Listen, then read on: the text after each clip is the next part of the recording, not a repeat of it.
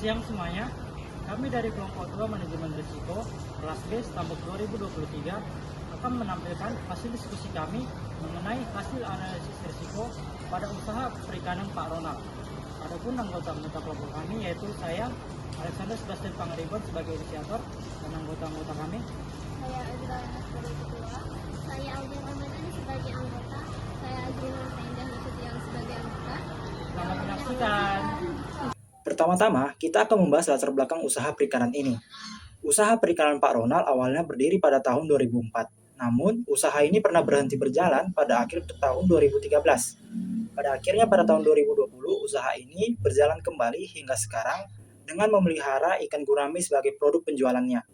Usaha perikanan ini berlokasi di Jalan Arbes Ujung nomor 130, Pangkalan Kerinci Kota, Kecamatan Pangkalan Kerinci, Kabupaten Pelalawan, Kota Riau. Usaha ini memiliki karakteristik di mana usaha ini berfokus pada kualitas dengan menggunakan kolam ikan yang dipelihara secara tekun dengan memperhatikan kualitas ikan dan menjaga lingkungan sekitar agar tetap ramah lingkungan. Usaha perikanan Pak Ronald memiliki visi dan misi. Visinya ini menjadi usaha perikanan gurame yang sehat, berkualitas, dan berdaya saing tinggi. Misinya menghasilkan ikan gurame yang berkualitas, menerapkan budidaya ramah lingkungan, dan memberikan pelayanan terbaik dan menjaga efisiensi biaya. Kami melakukan wawancara secara online melalui aplikasi Zoom selama 40 menit dan kami melakukan sesi tanya jawab kepada Pak Ronald terkait risiko pada usaha perikanannya. Yang pertama itu ada resiko biologis atau ikan terkena penyakit. Mana sasarannya adalah mempertahankan kualitas ikan dan keberlangsungan produksi. Oke, selanjutnya apa yang mungkin terjadi? Yang pertama itu ada tingkat kematiannya semakin tinggi. Yang kedua, ada tingkat panennya semakin menurun. Dan yang ketiga adalah tingkat kerugian usahanya juga semakin luas. Penyebab terjadinya, yang pertama itu cuaca ekstrim seperti musim hujan atau kemarau yang berkepanjangan. Yang kedua, ada kelalaian perawatan terhadap kolam. Yang ketiga ada gangguan manusia seperti limbah atau polusi. Next, kapan terjadinya? Di saat musim hujan dan musim panas yang berlebihan, di saat musim panen, dan di saat kelalaian. Oke, selanjutnya ada deskripsi konsekuensi. Yang pertama, hasil panennya menjadi kurang maksimal sehingga terjadinya kegagalan panen. Yang kedua, menyebabkan kerugian besar dikarenakan gagal panen. Yang ketiga, hilangnya minat pelanggan karena kualitas ikannya yang menurun. Oke, selanjutnya berdasarkan dari hasil diskusi kami, tingkat konsekuensi atau dampaknya itu terjadi di angka 3 atau tinggi. Selanjutnya tingkat kemungkinan terjadinya di angka 3 atau tinggi, dan level resikonya itu 3 atau tinggi. Oke, selanjutnya ada tingkat prioritas. Dari hasil diskusi kami menyimpulkan bahwa tingkat prioritas pada resiko biologis tinggi. Selanjutnya ada tindakan penanganan resiko. Yang pertama itu pengelolaan kualitas air kolam, seperti pengecekan pH secara rutin dan kadar O2. Yang kedua itu ada pencegahan dan pengendalian penyakit, seperti menggunakan ramuan herbal untuk mencegah bakteri dan jamur. Yang ketiga itu membersihkan dasar kolam yang berlumpur atau berlumut dan melakukan pemantauan rutin terhadap kondisi ikannya. Resiko yang kedua adalah resiko strategis atau persaingan harga dengan tempat lain. Sasarannya adalah mempertahankan stabilitas dan loyalitas pelanggan.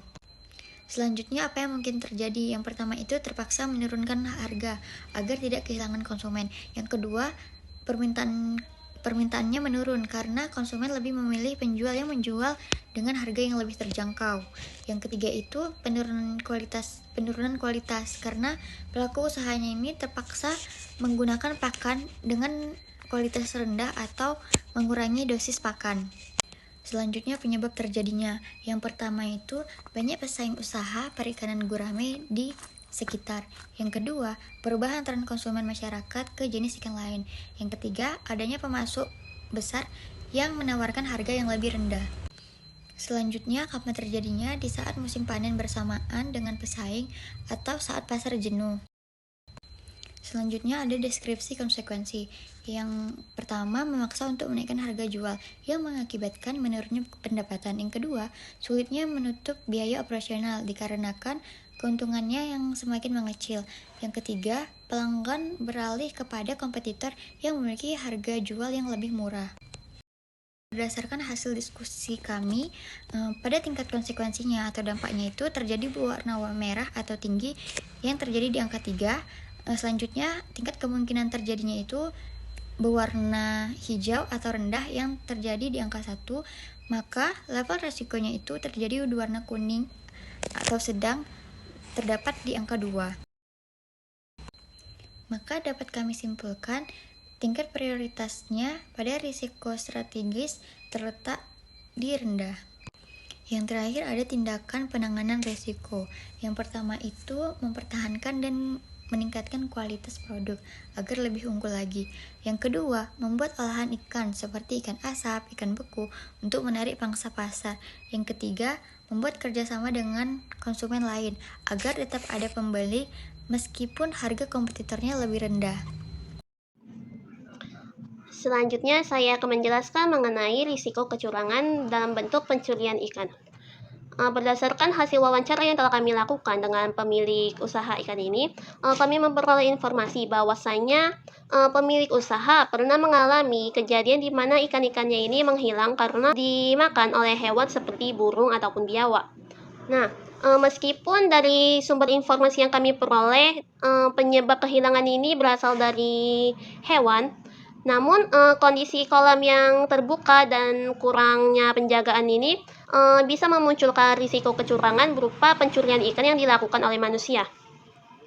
Nah, adapun sasaran dari risiko kecurangan ini yaitu guna menjaga keamanan kolam serta hasil budidayanya yang berupa ikan ini. Adapun dampak yang mungkin terjadi karena risiko ini, yang pertama adalah berkurangnya hasil panen karena ikan-ikan yang tadinya dibudidaya hilang dan dicuri.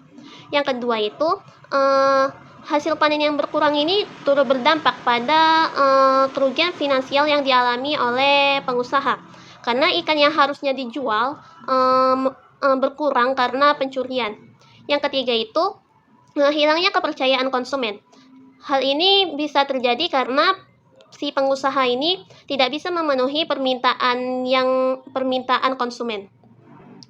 Selanjutnya itu penyebab risiko kecurangan berupa pencurian ikan ini bisa disebabkan oleh yang pertama itu minimnya atau kurangnya pengawasan di sekitar area kolam. Yang kedua itu dikarenakan lokasi kolam ini terlalu terbuka sehingga memunculkan celah bagi para oknum-oknum ini untuk mencuri. Nah, risiko pencurian ini bisa terjadi di malam hari atau di saat dimana penjagaannya ini benar-benar minim. Selain itu, hal ini juga terjadi apabila ukuran ikan ini sudah cukup besar dan siap panen. Konsekuensi daripada risiko pencurian ini yaitu yang pertama, kerugian finansial, yang mana ini berarti ikan yang harusnya dijual ini berkurang sehingga pendapatan dari pengusaha ini juga menurun. Yang kedua itu kurangnya modal karena hasil penjualan yang tadi sudah ditargetkan ternyata tidak sesuai karena berkurangnya sumber daya ikan.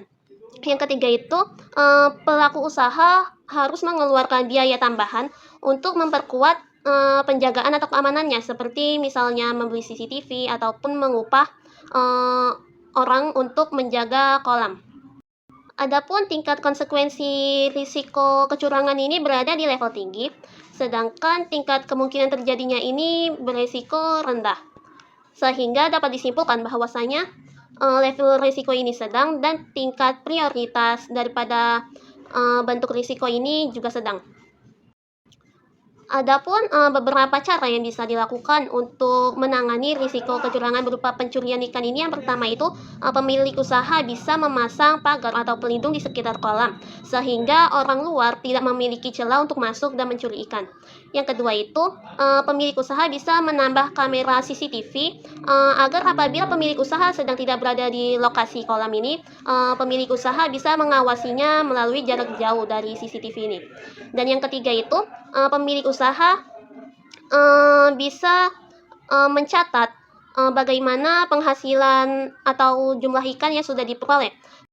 Yang keempat, ada resiko operasional, yaitu rusaknya kolam. Nah, sasarannya adalah menjamin kondisi kolam agar tetap layak dan juga bisa berfungsi secara optimal, sehingga pertumbuhan ikan dan juga keberlangsungan produksi hasil panen dapat tetap terjaga.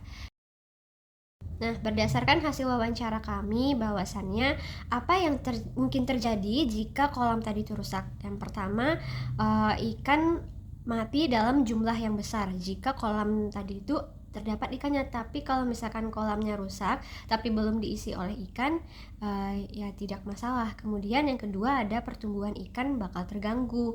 Kemudian yang ketiga adalah usaha akan menjadi rugi diakibatkan hasil panen ikan gurame tadi tidak sebanding dengan biaya operasional yang dikeluarkan. Nah, kemudian penyebab terjadinya itu adalah yang pertama, cuaca ekstrim saat hujan maupun kemarau yang bisa merusak struktur kolam ikan. Nah, berdasarkan hasil wawancara kami, bahwasannya kolam ikan itu bisa rusak dikarenakan hujan.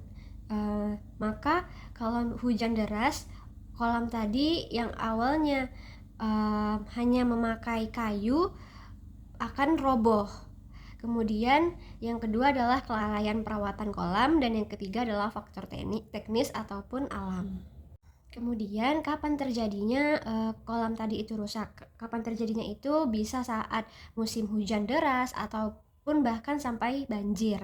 Kemudian bisa juga saat musim kemarau yang berkepanjangan, atau bisa juga ketika perawatan kolam itu tidak dilakukan secara berkala. Kemudian deskripsi konsekuensi risikonya adalah yang pertama, itu panen akan mengalami kegagalan dikarenakan banyak ikan mati secara bersamaan atau ikan tersebut tidak tumbuh secara optimal. Kemudian yang kedua adalah kerugian finansial akan menjadi signifikan dikarenakan biaya perbaikan kolam yang meningkat dan juga hilangnya hasil budidaya ikan. Kemudian yang ketiga itu adalah biaya operasional menjadi meningkat untuk pemulihan kolam dan juga penambahan perawatan pada kolam. Kemudian tingkat konsekuensi atau dampak yang terjadi itu bisa dikategorikan sebagai tinggi dikarenakan jika kolam rusak, maka kerugian finansial meningkat karena untuk perawatan kolam, dan juga hasil ikannya juga akan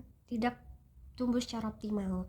Kemudian kalau tingkat kemungkinan terjadinya itu dikategorikan sebagai rendah karena hal itu jarang terjadi atau bahkan terjadi di musim-musim tertentu saja.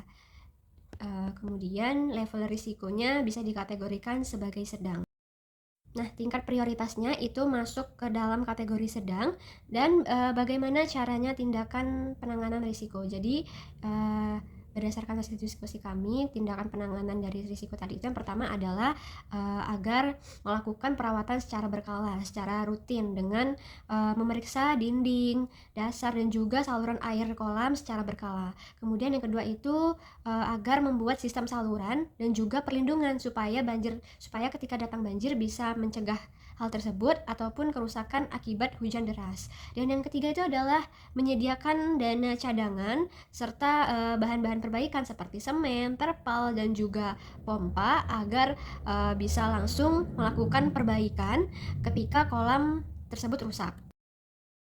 Nah, selanjutnya bagian risiko yang terakhir yaitu risiko finansial. Berdasarkan wawancara kami dengan Pak Ronald, kami mendapatkan bahwa risiko finansial pada usaha tersebut yaitu kenaikan harga pakan ikan. Nah, sasaran daripada risiko ini yaitu menjaga biaya produksi agar tetap terkendali dan agar usaha itu tetap menguntungkan. Nah, bagian selanjutnya apa yang mungkin terjadi? Nah, yang pertama itu keuntungan usaha tersebut menurun karena biaya operasional dari pakannya itu naik. Nah, yang kedua, harga ikan tersebut terpaksa dinaikkan karena harga pakan tersebut naik. Nah, yang ketiga, kualitas dari ikan gurame itu menurun karena pelaku usaha terpaksa mengurangi pakan tersebut saat memberi makan ikan guramenya. Nah, bagian selanjutnya yaitu penyebab terjadinya. Apa yang menjadi penyebab pada risiko ini? Yaitu yang pertama, harga bahan baku pada ikan gurame itu naik di pasaran. Nah, yang kedua, terjadi ketergantungan pada satu pemasok utama.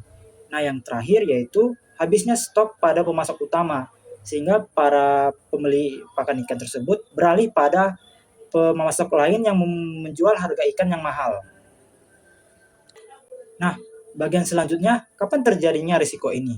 Nah, risiko ini bisa terjadi saat kondisi pasar itu tidak stabil, terutama menjelang musim ikan-ikan tersebut panen. Nah, bagian selanjutnya yaitu deskripsi konsekuensi risiko. Nah, apa yang menjadi konsekuensinya? Yang pertama, margin keuntungan usaha tersebut menipis, sementara pengeluarannya itu terus meningkat. Nah, yang kedua, adanya potensi kehilangan pelanggan, karena kita harus menaikkan harga jual ikan kita, sementara pelanggan kita tetap mau membeli ikan tersebut di harga yang normal. Nah, yang ketiga, adanya perkembangan ikan kita itu terganggu karena kita membeli harga pakan dengan kualitas yang rendah, sementara sebelumnya kita membeli dengan kualitas yang tinggi. Nah, selanjutnya yaitu pengukuran level risiko, yaitu yang pertama, tingkat konsekuensi atau dampak. Nah, berdasarkan hasil diskusi kami dengan Pak Ronald, kami mendapati bahwa tingkat dampaknya itu berada di angka 1 atau rendah karena usaha perikanan Pak Ronald ini menggunakan alternatif pakan ikan atau pelet, yaitu menggunakan daun-daunan, sayur-sayuran, dan buah-buahan pada usaha perikanannya sebagai pengganti ikan pelet. Nah, yang kedua, tingkat kemungkinan terjadi. Tingkat kemungkinan terjadi yaitu berada di angka 1 atau rendah karena berdasarkan hasil diskusi kami dalam 1 tahun terakhir, yaitu harga pakan ikan itu terjadi hanya sekali saja. Nah, sehingga kami tarik kesimpulan level resiko dari risiko finansial ini berada di angka rendah. Nah, selanjutnya, tingkat prioritas. Berdasarkan hasil diskusi kami dapat tarik kesimpulan bahwa risiko finansial kami kategorikan ke dalam rendah, karena risiko ini sudah bisa diatasi sendiri oleh Pak Ronald dalam usahanya. Nah, bagian selanjutnya yaitu tindakan pengelolaan risiko. Nah, solusi yang dapat kami ambil dari risiko ini yaitu yang pertama, usaha perikanan Pak Ronald dapat mencari alternatif pakan ikan gurame dengan menggunakan sayur-sayuran, buah-buahan, dan daun-daunan.